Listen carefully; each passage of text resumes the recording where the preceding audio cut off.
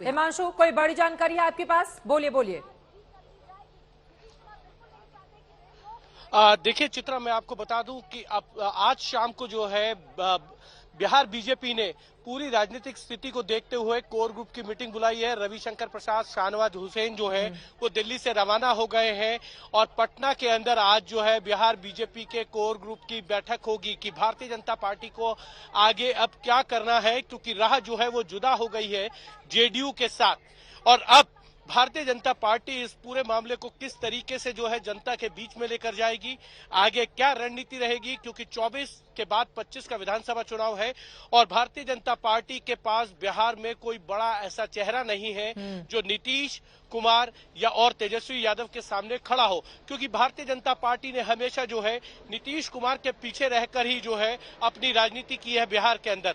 अब देखना यह है कि इस कोर ग्रुप की बैठक के अंदर क्या बीजेपी ये स्ट्रेटेजी बनाएगी। हमारे सूत्र ये बता रहे हैं चित्रा कि भारतीय जनता पार्टी इसको कहीं ना कहीं इन कैश करने की कोशिश करेगी कि देखिए, हमने तो आपको 42 सीटों पर भी मुख्यमंत्री बनाया, हमने आपको सम्मान दिया, लेकिन आपने हमारे साथ धोखा किया, हमारा अपमान किया है, आप हमें छोड़कर जा रहे हैं, हमारे मंत्रियों को बर्खास्त कर रहे हैं।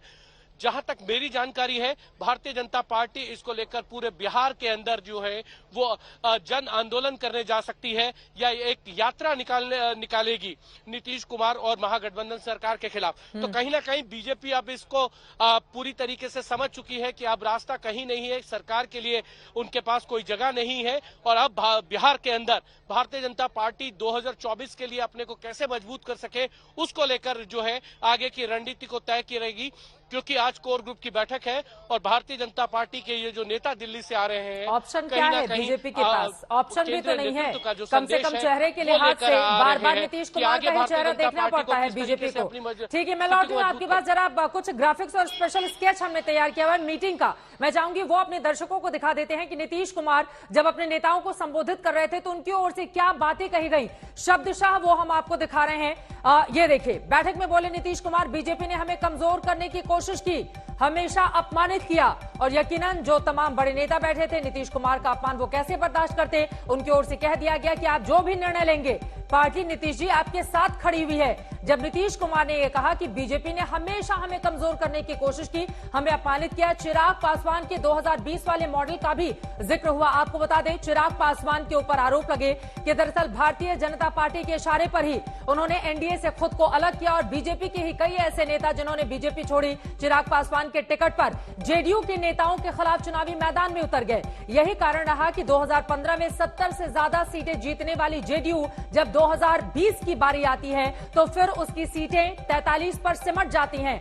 कहीं ना कहीं अंदर ये जो आग थी बीजेपी के खिलाफ चिराग को लेकर, वो जल रही थी नीतीश कुमार के भीतर। यही कारण रहा कि उनकी ओर से अपमानित करने के आरोप लगाए गए और उसके बाद सबने कह दिया कि आप अलग होइए, हम इस अपमान को बर्दाश्त नहीं करेंगे। अंजना, एक बार फिर से आपके पास आते हुए, चूंकि नीतीश कुमार की ओर से जो अपमानित कहने की बात कही गई कि बीजेपी कई ऐसे मोर्चे रहे जिस पर बार बार मुझे अपमानित करती रही, लेकिन मैं अपमान का घूंट पीता रहा। उसके बाद तमाम नेताओं ने कह दिया कि आप जो फैसला करेंगे हमें मंजूर होगा और अब अपमान सहने के लिए कम से कम जेडीयू तैयार नहीं है बीजेपी के साथ।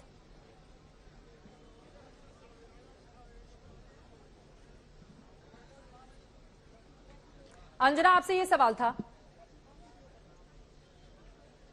बिल्कुल बिल्कुल। अब देखिए, जो पूरा लबोलुआब है वो बार बार ये कह रहे हैं कि मेरा अपमान हो रहा था, लेकिन जैसा पहले भी कई लोग बता चुके हैं, एक्सपर्ट्स बताते हैं कि बिहार की पॉलिटिक्स को आप समझिए, जो तेजस्वी यादव जब पहले अवतार में आए थे नीतीश बाबू के साथ, तो कैबिनेट की जब बैठक होती थी तो फैसला नीतीश कुमार का रहता था। कंट्रोल फ्रीक वो है, वो चाहते हैं कि फैसला उनका, सरकार उनकी, उनके तरीके से चलेगा, तो जो उसमें हामी मिलाता है तो बात कुछ महीने तक ठीक चलती है। लेकिन ऐसा ही शुरू हुआ बीजेपी के साथ। लेकिन ये माना जा रहा था कि बीजेपी के जो मंत्री हैं, दो मुख्यमंत्री हैं, अन्य मंत्री हैं, वो कहते थे कि नहीं, इसमें कुछ बदलाव की जरूरत है। वो बीजेपी के नजरिए से भी विकास की जो पूरी प्लांक है, जो पॉलिटिक्स है, उसमें अपनी बात कहते थे, उनके फैसलों में अड़चने डालते थे। ये सब कुछ नीतीश कुमार के लिए बर्दाश्त करना, क्योंकि देखिए आपको याद होगा पिछले चुनावों के वक्त जिस तरह से वो चुनावी जब भाषण दे रहे थे, कई बार वो गुस्से में भी आ जाते थे, तो तुनक मिजाजी वो अक्सर उस दौर में दिखाई दिए। तो ये उनके साथ एक प्रॉब्लम है कि ऐसा फिर वो गठबंधन साध तो लेते हैं, क्योंकि 45 के साथ आपको सीएम बने रहना है, वहां 79-77 वाली पार्टी आपके साथ आ रही है, तो उस समय वो मान जाते हैं, सीएम बन जाते हैं। लेकिन फिर धीरे धीरे जब मान उनकी नहीं मानी जाती है, कहीं पर कोई मनमुटाव होता है, कहीं पर कुछ मतभेद होता है, तो तुनक मिजाजी के तौर पर वो फौरन ही दूसरे विपरीत डायरेक्शन में चले जाते हैं, और उसी का नतीजा है कि आज ये परिस्थिति बन गई है उनकी। और वो कह रहे हैं कि मेरा कद छोड़ा गया, मेरा अपमान किया गया हर मोड़ पे, यही वो कह रहे हैं।